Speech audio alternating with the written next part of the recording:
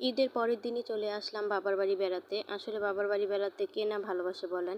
সবাই কিন্তু চায় বাবার বাড়ি গিয়ে বেড়াতে। আমিও তার ব্যতিক্রম না। আমিও কিন্তু তাদের মধ্যেই একজন যারা বাবার বাড়ি বেড়াতে যান। তো এই তো আমি সব কিছু কিন্তু গুছগাছ করে নিচ্ছি। আপনাদের সাথে একটু করে শেয়ার করে নিলাম। দেখা গেছে জুতা, ব্যাগ, মাহিরার সাজা-গাজার জিনিস মানে সব কিছু একবারে নিয়ে রেডি।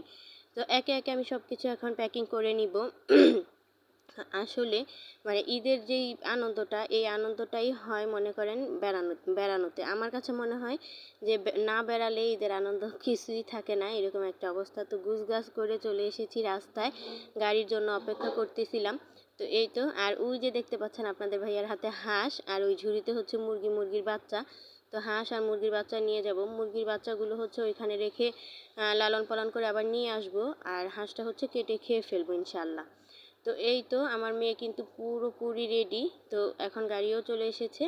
এখন কিন্তু আমরা রওনা দিয়ে দিব বাবার বাড়ির উদ্দেশ্যে। আর হ্যাঁ, এটা কিন্তু আমার উকিল বাবার বাড়ি যাব। আসলে আমার বাবা নেই, আমার বাবা তো মারা গিয়েছে। তো আমি বর্তমানে এখন আমাদের বাসার থেকে আমার উকিল বাবার বাড়িই বেশি যাই। আর তাদের সাথে আমাদের সম্পর্কটা অনেক অনেক বেশি ভালো, কারণ ছোটোবেলার থেকেই তাদের সাথে আমাদের সম্পর্ক অনেক বেশি ভালো। সেই সাথে আপনাদের ভাইয়ার সাথেও অনেক বেশি ভালো সম্পর্ক। তো এই তো আমরা গাড়িতে উঠে পড়লাম। এখন ব্যাগগুলো খুব ভালো করে রেখে দিবে আপনাদের ভাইয়া। তারপরে তো এই গাড়ি করেই চলে যাব একদম বাবার বাড়ি। এত বেশি আনন্দ লাগছিল যেটা বলার বাহিরে। আসলে বাবার বাড়ির মতো আনন্দ অন্য কোথাও গেলে কি হয়? একটুও হয় না। তো আপনাদের ভাইয়া বসে পড়েছে হাঁসটাকে নিয়ে। হাঁসটার জন্য অনেক বেশি মায়া হচ্ছিল, তার কারণ হচ্ছে হাঁসটা যে এই যে যাবে, বাসা ছেড়ে আর আসতে পারবে না। তো এই তো আমরা চলেও এসেছি। তো ওরকমভাবে রাস্তায় কোনো ভিডিও করতে পারিনি। টুকটাক জিনিসপত্র কেনাকাটা করে আপনাদের ভাইয়া তো নিয়ে এসেছে, আর আমি এখন বাসায়ও চলে এসেছি। ওই যে ঘরটা দেখা যাচ্ছে, ওইটাই আমার বাবার ঘর। তো এই তো এখানে হচ্ছে আমার কাকি, ছোট কাকি রান্নাবান্না করতেছে। আসলে আজকে অনেক মেহমানের আয়োজন, প্রায় 36 জন মানুষের আয়োজন। তো টুকিটাকিভাবে যা যা পারতেছিল তাই রান্না করতেছিল।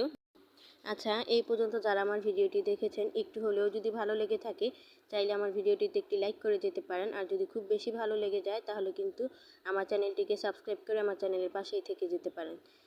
তো এদিকে তো রান্নাবান্নার আয়োজন চলতেছিল, আর এদিকে সবাই বসে বসে গল্প করতেছিল। আসলে সবাই একসঙ্গে হলে কিন্তু অনেক অনেক বেশি মজার হয়। আপনাদের ভাইয়া কিন্তু এখানে বসেছিল। সেই সাথে এই যে দেখেন আমার বাবার বাড়ি গাছে কত সুন্দর কাঁঠাল ধরেছে। তো এই কাঁঠালগুলো আমি ছোট করে একটু ভিডিও ক্লিপ নিয়ে নিচ্ছিলাম আপনাদের সাথে শেয়ার করার জন্য। আসলে আপনাদের সাথে সব কিছু শেয়ার করতে করতে না এখন মনে হয় সব কিছুই অল্প অল্প করে শেয়ার না করলে হয়তো বা আমার নিজের কাছেই ভালো লাগে না বা ভালো লাগবে না। এই জন্যই কিন্তু একটু একটু করে সব কিছু শেয়ার করা।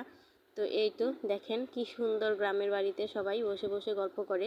এটা কিন্তু আমার কাছে অনেক অনেক বেশি ভালো লাগে। আর এইদিকে মুনতাহা মামুনি, আসলে এটা হচ্ছে আমার চাচাতো বোনের মেয়ে। ও কিন্তু 3 মাস বয়স ওর। এত বেশি পাকনা, মানে সবাইকে দেখলে তাকায় থাকে, এত বেশি ভালো লাগে ওকে দেখলে যা আমি আপনাদেরকে বলে বোঝাতে পারবো না। আর ওর চেহারায় কিন্তু অনেক অনেক বেশি মায়া।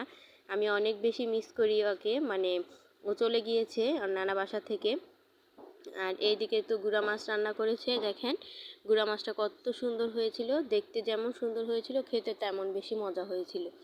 আর এইদিকে তো হচ্ছে সব কিছু রান্নাবান্না এখনও শেষ হয়নি, রান্নাবান্নার প্রস্তুতি চলতেছে। তারপরে চলে গিয়েছিলাম একটু দোকানে গিয়ে তো আপনাদের ভাই আইসক্রিম কিনে দিয়েছিল, তো আইসক্রিমটা হচ্ছে খেয়ে নিচ্ছি।